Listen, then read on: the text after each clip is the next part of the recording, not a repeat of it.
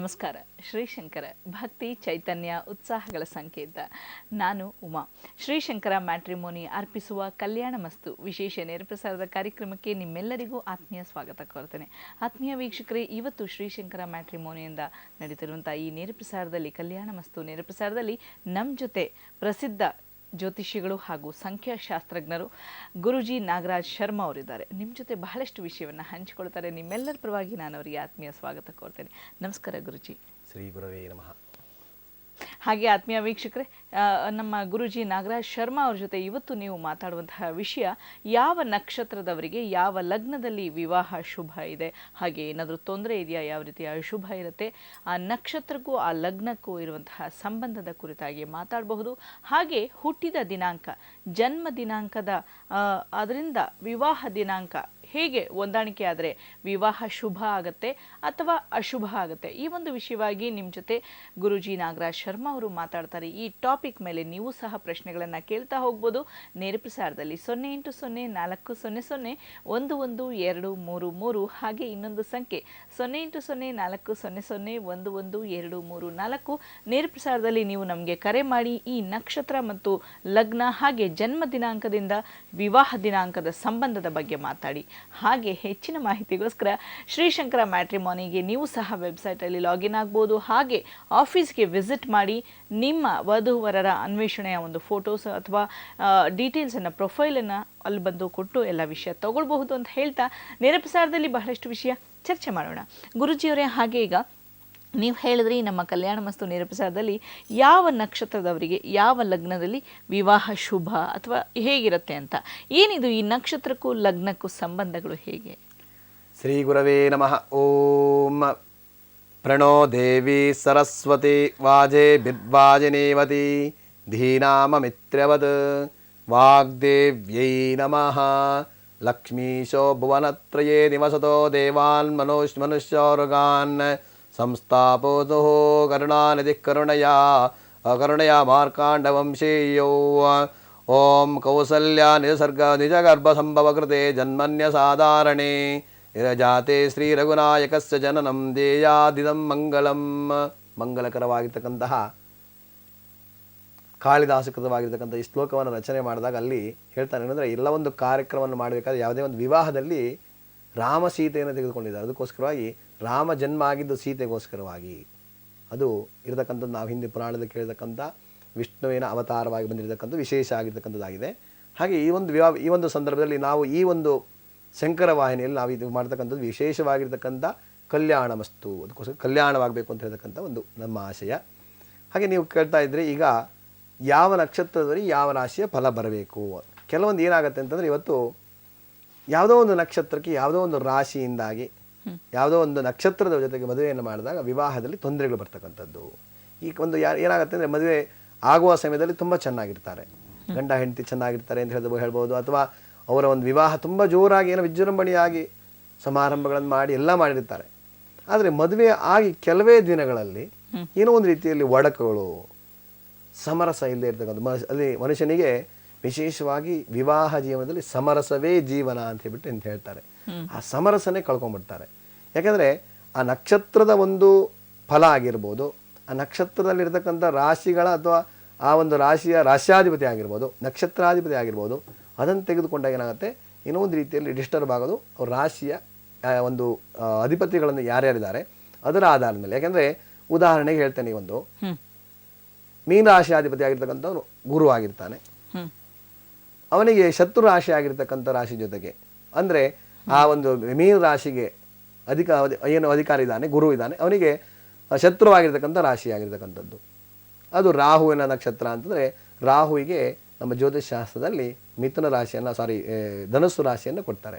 ಆ ಧನುಸ್ಸು ರಾಶಿಯಾಧಿಪತಿ ಆಗಿರ್ತಕ್ಕಂಥ ಜೊತೆಗೆ ಮದುವೆ ಆದ ಪಕ್ಷದಲ್ಲಿ ಅವರಿಗೆ ತೊಂದರೆಗಳಾಗ್ತಕ್ಕಂಥದ್ದು ಬರ್ತದೆ ಅಂತ ಹೇಳ್ತಕ್ಕಂಥ ಒಂದು ರೀತಿಯಲ್ಲಿ ಇರ್ತಕ್ಕಂಥದ್ದು. ಹಾಗೆ ಬರೋ ಒಂದು ಕಾರಣ. ಮತ್ತು ಇನ್ನೊಂದು ಕುಜ ಸಂಬಂಧವಾಗಿರ್ತಕ್ಕಂಥ ರಾಶಿಗಳು ಅಂದರೆ ಮೇಷರಾಶಿಯವರಿಗೆ, ಮೇಷಾಧಿಪತಿ ಕುಜ ಆಗಿರ್ತಾನೆ. ಅವನು ಕೂಡ ರಾಹು ನಕ್ಷತ್ರದ ಜನನ ಆಗಿರ್ತಕ್ಕಂತಹ ಧನಿಷ್ಠ ನಕ್ಷತ್ರದ ಜನನ ಆಗಿರ್ತಕ್ಕಂಥ ಒಂದು ವ್ಯಕ್ತಿ ಜೊತೆಗೆ ಮದುವೆ ಆದ ಪಕ್ಷದಲ್ಲಿ ತೊಂದರೆಗಳು ಬರ್ತಕ್ಕಂಥದ್ದು. ಇದು ಒಂದು ಈ ರೀತಿ ಆಗ್ತಕ್ಕಂಥದ್ದು. ಇಬ್ಬರ ಒಂದು ಮೇಳಾಮಳಿಯನ್ನು ನೋಡಿದಾಗ ಅಂದರೆ ಈ ಹುಡುಗನ ಹುಡುಗಿ ಇಬ್ಬರದ್ದು ಒಂದು ತಾರಾಬಲವನ್ನು ನೋಡ್ತೀವಿ. ಅಲ್ಲಿ ಒಟ್ಟು 33 ಕೂಟಗಳನ್ನು ಹೇಳ್ತಾರೆ. ಬಟ್ ನಮ್ಮ ಜ್ಯೋತಿಷ್ ಶಾಸ್ತ್ರ ಪ್ರಕಾರವಾಗಿ ಅಥವಾ ನನ್ನ ಇವತ್ತು ಒಂದು 10 ವರ್ಷದ ನನ್ನ ಏನು ಎಕ್ಸ್ಪೀರಿಯನ್ಸ್ ಇದೆ ಅದನ್ನು ಹೇಳಬೇಕು ಅಂದರೆ 33 ಗುಣಗಳು ಬಂದರೆ ಯಾರೂ ಚೆನ್ನಾಗಿಲ್ಲ.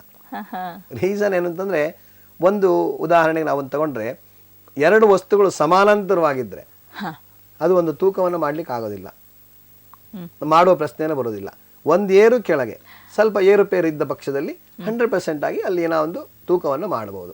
ಅಂದರೆ ಈ ಒಂದು ಸಂಸಾರದಲ್ಲಿ ಯಾವತ್ತೂ ಕೂಡ ಹೇಗೆ ಅಂತಂದರೆ, ಗಂಡ ಹೆಂಡತಿಯಲ್ಲಿ ಯಾರಾದರೂ ಒಬ್ಬರು ಸ್ವಲ್ಪ ತಗ್ಗಿ ಬಗ್ಗಿ ನಡಿಬೇಕು. ಹೆಂಡತಿ ಆಗಿರ್ಬೋದು, ಗಂಡ ಆಗಿರ್ಬೋದು. ಹಿಂದಿನ ಕಾಲದಲ್ಲಿ ಏನಿತ್ತು ಅಂತಂದರೆ ಎಲ್ಲ ಒಂದು ಪುರುಷ ಪ್ರಧಾನವಾಗಿರ್ತಕ್ಕಂಥ ಸಮಾಜ ಇದ್ದಿದ್ದು. ಅವಾಗ ಸಾಮಾನ್ಯವಾಗಿ ಯಾರು ಹೆಣ್ಮಕ್ಳು ಹೊರಗಡೆ ಒಂದು ಮುಸ್ಕ ಹಾಕೊಂಡು ಹೊರಗಡೆ ಬಂದಿದ್ದು ಇಲ್ಲಿ ಯಾವುದು ಇಲ್ಲಿ ದಾಖಲೆ ಇರಲಿಲ್ಲ. ಬಟ್ ಇವತ್ತೇನಾಗಿದೆ, ಎಲ್ಲ ಹೊರಗಡೆ ಹೋಗ್ತಕ್ಕಂಥದ್ದು ಉದ್ಯೋಗ ನಿಮಿತ್ತ ಆಗಿರ್ಬೋದು ಅಥವಾ ಬೇರೆ ಬೇರೆ ರೀತಿಯಾದಂಥ ಹೊರಗಡೆ ಹೋಗ್ತಕ್ಕಂಥದ್ದು ಬಂದಿದೆ. ಆದರೆ ಆ ಒಂದು ಸಂದರ್ಭದಲ್ಲಿ ಈ ಒಂದು ಯಾವ ರೀತಿ ಯಾಕೆಂದರೆ ಹುಡುಗ ಹುಡುಗಿಗೆ ಕರೆಕ್ಟಾಗಿ ಮೇಳಾಮೇಳಿ ಇದು ಎಲ್ಲ ಇದ್ದು ಕೂಡ 33 ಗುಣ ಇದ್ದಾಗ ಇಬ್ಬರದ್ದು ಏನಾಗಿರುತ್ತೆ, ಒಂದೇ ರೀತಿಯಾದಂಥ ಪವರ್ ಇರುತ್ತೆ. ಈಗ ಒಂದು ಗಾಡಿಯಲ್ಲಿ ಹೋಗಬೇಕಾದ್ರೆ ಎತ್ತು 2 ಕೂಡ ಒಂದೇ ಥರ ಹೋಗಬೇಕು, ಸತ್ಯ. ಆದರೆ ವಿವಾಹ ಸಂದರ್ಭದಲ್ಲಿ ಒಬ್ಬರು ಮುಂದಿರಬೇಕು, ಒಬ್ಬರು ಹಿಂದಿರಬೇಕು. ಅಂದ್ರೆ ಮಾತ್ರ ಖಂಡಿತವಾದ ಜೀವನವನ್ನು ಸಾಧನೆ ಮಾಡಲಿಕ್ಕೆ ಸಾಧ್ಯ.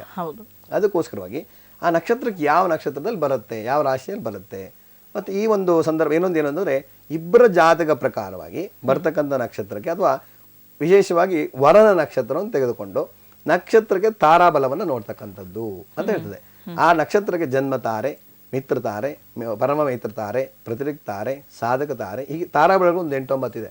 ಅದರಲ್ಲಿ ವಿಶೇಷವಾಗಿ ಇರತಕ್ಕಂಥದ್ದು ಕ್ಷೇಮ ತಾರೆಯನ್ನು ಮಾಡಬೇಕು, ಕ್ಷೇಮ ತಾರೆಯಲ್ಲಿ ಆಗಬೇಕು. ಅಥವಾ ಮದುವೆಯನ್ನು ಮಾಡುವಾಗ ಆ ದಿನದಲ್ಲಿ ಮದುವೆಯ ದಿನಕ್ಕೆ ಸಂಪತ್ತಾರೆ ಬರಬೇಕು. ಉದಾಹರಣೆಗೆ ಈಗ ಒಂದು ನಕ್ಷತ್ರಕ್ಕೆ ಇವತ್ತು ಬಂದಾಗ ಅಶ್ವಿನಿ ನಕ್ಷತ್ರ ತಗೊಂಡ್ವಿ ನಾವು ಅಂತ ತಿಳ್ಕೊಳ್ಳೋಣ. ಅಶ್ವಿನಿ ನಕ್ಷತ್ರಕ್ಕೆ ಮೇಷರಾಶಿ ಆಗತ್ತೆ. ಅಶ್ವಿನಿ ನಕ್ಷತ್ರಕ್ಕೆ ನಾವು ತಾರಾಬಲ ನೋಡಿದಾಗ ಅಶ್ವಿನಿ ಭರಣಿ ನಕ್ಷತ್ರದಲ್ಲಿ ಮದುವೆಯನ್ನು ಮಾಡಿದ ಪಕ್ಷದಲ್ಲಿ ಸಂಪತ್ತಾರೆ ಬರ್ತಕ್ಕಂಥದ್ದು. ಆ ಸಂಪತ್ತಾರೆಯಿಂದಾಗಿ ಕುಟುಂಬದಲ್ಲಿ ಯಾವತ್ತೂ ಕೂಡ ಅಭಿವೃದ್ಧಿಯನ್ನು ಹೊಂದತಕ್ಕಂಥದ್ದು ಆಗತ್ತೆ. ಇನ್ನು ಬೇರೆ ಬೇರೆ ಅಂತಂದ್ರೆ ಅದಕ್ಕೆ ವಿಶೇಷವಾಗಿರ್ತಕ್ಕಂಥ ಇನ್ನೊಂದು 3-4 ನಕ್ಷತ್ರಗಳ ರಾಶಿಗಳಿರುತ್ತೆ. ಆ ರಾಶಿಗಳನ್ನು ಕೂಡ ನಾವು ಹೇಳ್ಬೋದು. ಅಶ್ವಿನಿ ನಕ್ಷತ್ರಕ್ಕೆ ನಾವೊಂದು ಇವತ್ತಿನ ಒಂದು ಸಮಯದ ಒಂದು ಅಭಾವದಿಂದಾಗಿ ಒಂದು 4-5 ನಕ್ಷತ್ರಗಳಿಗೆ ನಾವು ಯಾವುದೋ ಒಂದು ಸಂಪತ್ತಾರೆ ಬರೋದನ್ನು ನಾನು ಕೊಡ್ತೇನೆ. ಆತ್ಮೀಯ ವೀಕ್ಷಕರೇ, ಹಾಗೆ ಈಗ ಅಶ್ವಿನಿ ನಕ್ಷತ್ರದಲ್ಲಿ ಒಂದು ತಾರಾ ಮೇಳದ ಬಗ್ಗೆ ಹೇಳ್ತಾ ಇದ್ರು. ಹಾಗೆ ನೀವು ಸಹ ನಮಗೆ ನೇರ ಪ್ರಸಾರದಲ್ಲಿ ಕರೆ ಮಾಡಿ ಯಾವ ನಕ್ಷತ್ರದವರಿಗೆ ಯಾವ ಲಗ್ನದಲ್ಲಿ ವಿವಾಹ ಶುಭ ಇದೆ, ಹೇಗೆ ಏನೆಲ್ಲ ಒಂದು ವಿಧಾನ ಇರುತ್ತೆ ಅದೆಲ್ಲವನ್ನ ತಿಳಿದುಕೊಳ್ಳಿ. ಹಾಗೆ ಹೆಚ್ಚಿನ ಮಾಹಿತಿಗೋಸ್ಕರ ಶ್ರೀಶಂಕರ ಮ್ಯಾಟ್ರಿಮೋನಿಗೆ ನೀವು ಲಾಗಿನ್ ಆದಾಗ ಬಹಳಷ್ಟು ವಿಷಯವನ್ನು ತಗೊಳ್ಬಹುದು. ಹಾಗೆ ನಿಮ್ಮ ಏನು ವಿವಾಹಾಕಾಂಕ್ಷಿಗಳು ಯಾರಿದ್ದಾರೆ ಅವರಿಗೆ ನಮ್ಮ ಶ್ರೀಶಂಕರ ಮ್ಯಾಟ್ರಿಮೋನಿಯಲ್ಲಿ ಪ್ರೊಫೈಲನ್ನು ಸಲ್ಲಿಸೋದಕ್ಕೆ ಚಾನ್ಸ್ ಇದೆ. ಹಾಗೆ ಗುರೂಜಿಯವರು ಸಹ ಈ ಕಾರ್ಯಕ್ರಮದ ನಂತರ 11 ಗಂಟೆಯಿಂದಲೂ ಸಹ ನಮ್ಮ ಶ್ರೀಶಂಕರ ಮ್ಯಾಟ್ರಿಮೋನಿ ಕಚೇರಿಯಲ್ಲಿ ನಿಮಗೋಸ್ಕರ ಅವರು ಸಿದ್ಧವಾಗಿರ್ತಾರೆ. ಬಂದು ಎಲ್ಲ ವಿಷಯವನ್ನು ಚರ್ಚೆ ಮಾಡಿ ಅಂತ ಹೇಳ್ತಾ, ಹಾಗೆ ಈ ಕಾರ್ಯಕ್ರಮದ ಮರುಪ್ರಸಾರ ಇಂದು ರಾತ್ರಿ 11 ಗಂಟೆಗೂ ಸಹ ಇರುತ್ತೆ. ಈಗ ನೋಡೋಕ್ಕೆ ಆಗಲಿಲ್ಲದವರು ಹಾಗೂ ಸಹ ನೋಡಬಹುದು ಅಂತ ಹೇಳ್ತಾ ಕರೆ ಮಾಡಿ ನೇರ ಪ್ರಸಾರದಲ್ಲಿ ಅಂತ ಹೇಳ್ತೀನಿ ಸರ್. ಹಾಗೆ ಈಗ ನೀವು ಅಶ್ವಿನಿ ನಕ್ಷತ್ರದ ಕುರಿತಾಗಿ ಹೇಳಿದ್ರಿ, ಮತ್ತೆ ಬೇರೆ ವಿಷಯ ಹೇಳ್ತಾ ಇದ್ರಿ. ಅಶ್ವಿನಿ ನಕ್ಷತ್ರಕ್ಕೆ ಇರತಕ್ಕ ಯಾವ ತಾರಗಳು ಅಂದರೆ, ಈಗ ಸಾಮಾನ್ಯವಾಗಿ ಎಲ್ಲರೂ ಕೂಡ ನಾವು ಸಂಪತ್ತಾರೆ ಯಾವ ತಾರ ಇದೆ ಅಂತ ಹೋಗಿ ಕೇಳ್ಕೊಂಡು ಮಾಡೋದಕ್ಕೆ ಕಷ್ಟ ಆಗ್ತಕ್ಕಂಥದ್ದು. ಕೆಲವೊಂದು ಸಂದರ್ಭದಲ್ಲಿ ಎಲ್ಲೋ ಹೋಗ್ತಾರೆ, ಯಾರೋ ಒಬ್ರು 3 ಹಾಕ್ಕೊಡಿ ಗುರೂಜಿ ಅಂತ ಹೇಳಿದ್ರು, ಅವ್ರು ಹೇಳಿದ್ರು ಅದು ಯಾವುದೋ ಒಂದು ಹಾಕ್ಕೊಟ್ರು ಬಂದ್ರು ಆಗ್ತದೆ. ಅದು ಆಗಬಾರ್ದು ಅನ್ನೋ ಉದ್ದೇಶ ನಂದು. ಅದಕ್ಕೋಸ್ಕರವಾಗಿ ನಾನು ಹೇಳ್ತೀನಿ ಅಂದರೆ, ಈ ಒಂದು ನಾನು ಕೊಡ್ತಕ್ಕಂಥ ಒಂದು ಯಾವುದೋ ಒಂದು 4-5 ನಕ್ಷತ್ರಗಳು ಇವತ್ತು ಕೊಡ್ತೇನೆ. ಒಂದು 4-5 ನಕ್ಷತ್ರಗಳ ರಾಶಿಯಲ್ಲಿ ಬರ್ತಕ್ಕಂಥ ದಿವಸವನ್ನು ನೋಡಿಬಿಟ್ಟು ಆ ನಕ್ಷತ್ರ ದಿವಸದಲ್ಲಿ ವಿವಾಹವನ್ನಾಗಲಿ ಯಾವುದೇ ಒಂದು ಶುಭ ಕಾರ್ಯವನ್ನು ಮಾಡಿದ ಪಕ್ಷದಲ್ಲಿ ಖಂಡಿತವಾಗಿ ಒಳ್ಳೆಯದಾಗುತ್ತೆ. ಈಗ ನಾನು ಅಶ್ವಿನಿ ನಕ್ಷತ್ರ ಹೇಳ್ತಾ ಇದ್ದೆ. ಅಶ್ವಿನಿ ನಕ್ಷತ್ರಕ್ಕೆ ಸಂಪತ್ತಾರೆಯಾಗಿ ಬರ್ತಕ್ಕಂಥದ್ದು ಒಂದು 3 ನಕ್ಷತ್ರಗಳು ಬರುತ್ತೆ. ಯಾವುದಂತಂದ್ರೆ ಭರಣಿ ನಕ್ಷತ್ರ, ಪುಬ್ಬ ನಕ್ಷತ್ರ, ಪೂರ್ವಾಷಾಢ ನಕ್ಷತ್ರ. ಈ 3 ನಕ್ಷತ್ರಗಳಲ್ಲಿ ಯಾವುದೇ ರೀತಿಯಾದ ಕಾರ್ಯವನ್ನು ಮಾಡಿದರೂ ಕೂಡ 100% ಆಗಿ ಶುಭವನ್ನು ಕೊಡ್ತಕ್ಕಂಥದ್ದು ಆಗತ್ತೆ. ಇನ್ನು ಇದರಲ್ಲಿ ಮಾಡದೇ ಇರತಕ್ಕಂಥದ್ದು, ಕೆಲಸವನ್ನು ಮಾಡದೇ ಇರತಕ್ಕಂಥದ್ದು ಕೂಡ ಅದು ಒಂದು ಇದನ್ನು ಕೊಡ್ತೇನೆ. ಇನ್ನೊಂದೇನು ಅಂತಂದರೆ, ಯಾವುದೇ ಒಂದು ಕಾರ್ಯವನ್ನು ಮಾಡಬೇಕಾದ್ರೆ ತೊಂದರೆ ಬರಬಾರ್ದು. ಅದಕ್ಕೋಸ್ಕರವಾಗಿ ಪ್ರಯಾಣ ಬೆಳೆಸುವಾಗ ಬೇರೆ ಒಂದು ತಾರಾಬಲ ನೋಡ್ತೀವಿ. ಇನ್ನು ವಿಶೇಷವಾಗಿ ವಿಪತ್ತಾರೆ ಅಂತ ಹೇಳ್ತಾರೆ. ಸಂಪತ್ತಾರೆ ಅಂದರೆ ವಿಪತ್ತಾರೆ ಬರುತ್ತೆ. ವಿಪತ್ತು ಬರ್ತಕ್ಕಂಥ ತೊಂದರೆಗಳು ಬರ್ತಕ್ಕಂಥದ್ದು, ಆರೋಗ್ಯದ ಸಮಸ್ಯೆ ಬರ್ತಕ್ಕಂಥದ್ದು ಎಲ್ಲ ಆಗ್ತಕ್ಕಂಥದ್ದು ವಿಪತ್ತಾರೆಯಲ್ಲಿ ಯಾರು ಅಶ್ವಿನಿ ನಕ್ಷತ್ರದ ಮದುವೆ ಆಗ್ತಾರೆ ಅವರಿಗೆ ಬರುತ್ತೆ. ಅದಕ್ಕೋಸ್ಕರ ಯಾರ್ಯಾರು ಅಶ್ವಿನಿ ನಕ್ಷತ್ರ ಇದೆಯೋ ಅವರು ಕೃತಿಕಾ ನಕ್ಷತ್ರ, ಉತ್ತರ ನಕ್ಷತ್ರ, ಉತ್ತರಾಷಾಢ ನಕ್ಷತ್ರ ಈ 3 ನಕ್ಷತ್ರಗಳ ಲಗ್ನದಲ್ಲಿ ಮದುವೆಯನ್ನು ಆಗದೇ ಇದ್ದ ಪಕ್ಷದಲ್ಲಿ ಕೆಲವೊಂದು ರೀತಿಯ ತೊಂದರೆಗಳು ಕಮ್ಮಿ ಆಗ್ತಕ್ಕಂಥದ್ದು ಆಗುತ್ತೆ. ಇನ್ನು ಸುಮಾರು ನಕ್ಷತ್ರಗಳಿದೆ, ಎಲ್ಲದನ್ನು ಕೂಡ ನಾವು ಹೇಳಲಿಕ್ಕೆ ಮಾಧ್ಯಮದಲ್ಲಿ ಆಗ್ಲಿಕ್ಕಿಲ್ಲ. ಹಾಗೆ ಈಗ ಕೆಲವರಿಗೆ ಮೊದಲೆಲ್ಲ ಅದು ನಕ್ಷತ್ರ ಗೋತ್ರ ಬರ್ಸುವಂತಹ ಸ್ಥಿತಿ ಗೊತ್ತಿರೋದಿಲ್ಲ, ನಾರ್ಮಲಿ ಜನ್ಮ ದಿನಾಂಕ ಒಂದು ಗೊತ್ತಿರುತ್ತೆ. ಅಂಥವ್ರಿಗೆ ಈಗ ನಕ್ಷತ್ರ ಗೋತ್ರ ಅದೆಲ್ಲ ರೆಡಿ ಮಾಡಿಸುವಂತ ಚಾನ್ಸಸ್ ಇದೆಯಾ? ಅಂದ್ರೆ ಅವರ ಜನ್ಮ ದಿನಾಂಕ 100% ಆಗಿದ್ದ ಪಕ್ಷದಲ್ಲಿ ಅವರಿಗೆ ಮಾಡಬಹುದು.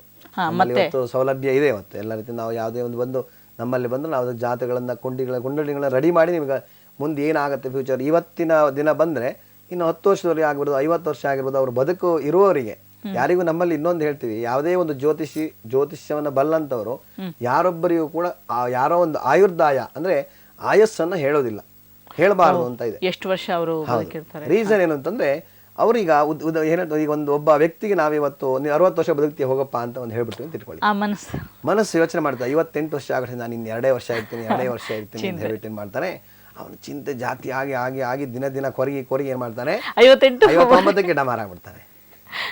ಅವಾಗ 1 ವರ್ಷ ಅದು ಉಳಿತು. ನಮ್ಮ ಇದ್ರ ಪ್ರಕಾರವಾಗಿ ಜ್ಯೋತಿಷಾಸ್ತ್ರ ಪ್ರಕಾರವಾಗಿ 1 ವರ್ಷ ಅಂತಂದ್ರೆ ನಮ್ಮ ಈ ಒಂದು ಜನ್ಮಾಂತರದ ಒಂದು ಲೆಕ್ಕಾಚಾರ ತಗೊಂಡ್ರೆ 1 ದಿವಸಕ್ಕೆ 1 ವರ್ಷ, ಅಲ್ಲಿ 360 ದಿವಸ 360 ವರ್ಷ ಆಯ್ತು. 360 ವರ್ಷಗಳ ಕಾಲ ಒಂದು ಪ್ರೇತಾತ್ಮನು ನಾವಾಗೆ ಮಾಡ್ದಂಗೆ ಆಯ್ತು. ಆ ಉದ್ದೇಶಕ್ಕೋಸ್ಕರ ಯಾರಿಗೂ ಆಯುಸ್ಸನ್ನು ಅವ್ರದ್ದು ಎಷ್ಟು ಇರುತ್ತೆ ಅಷ್ಟು ಆಗ್ಬೇಕು. ಎಸ್, ಹಾಗೆ ಆತ್ಮೀಯ ವೀಕ್ಷಕರೇ, ಮತ್ತಷ್ಟು ವಿಷಯವನ್ನ ತಗೊಳ್ಳೋ ಮೊದಲು ಬನ್ನಿ ಒಂದು ಪ್ರೊಫೈಲ್ ನೋಡ್ಕೊಂಡು ಬರೋಣ. ಶ್ರೀಶಂಕರ ಮ್ಯಾಟ್ರಿಮೋನಿಯಲ್ಲಿ ಎಲ್ಲ ಲಾಗಿನ್ ಆಗಿರುವಂತಹ ಎಲ್ಲ ವಧುವರ ಆಕಾಂಕ್ಷಿಗಳು ಯಾರಿದ್ದಾರೆ ಅವರ ಪ್ರೊಫೈಲ್ ನಿಮ್ಗೋಸ್ಕರ. Karthik Jagannathan, age 33, cost Brahmin Iyer, SSM ID SSM 3714, education masters. Krishna Kumar, age 37, caste Brahmin Iyer, SSM ID SSM 20244. Venkata Subramanian, age 32, caste Brahmin Iyer, SSM ID SSM 46418. Ishwaran Hariharan, age 36, caste Brahmin Iyer, SSM ID SSM 9471. Education Masters. Muralidhar, age 33, caste Brahmin Iyer, SSM ID SSM 32172. Education Masters. Lata Gopal, age 34, caste Mudaliar, SSM ID SSM 46045. Education Masters. Prakash, age 32, caste Brahmin Vadama, SSM ID SSM 35053. Education Bachelors. Karthik, age 29, caste Brahmin Iyer, SSM ID SSM 22421. Education Masters. Balaguru Krishnan, age 29, caste Brahmin Velanadu, SSM ID SSM 25776. Chandramouli Patanjali, age 30, caste Brahmin, SSM ID SSM 16674. Education Masters. Bhaskar K, age 33, caste Brahmin Iyer, SSM ID SSM 42798. Education Masters. Divya, age 27, caste Brahmin Madhva, SSM ID SSM 40192. Education Masters. Sri Shankara Matrimony wishes her all the very best. Anil Kumar, age 33, caste Brahmin Iyengar, SSM ID SSM 37260. Education Doctorate. Sri Shankara Matrimony wishes him all the very best. Balaji S, age 37, caste Sri Vaishnava, SSM ID SSM 36872. Sri Shankara Matrimony wishes him all the very best.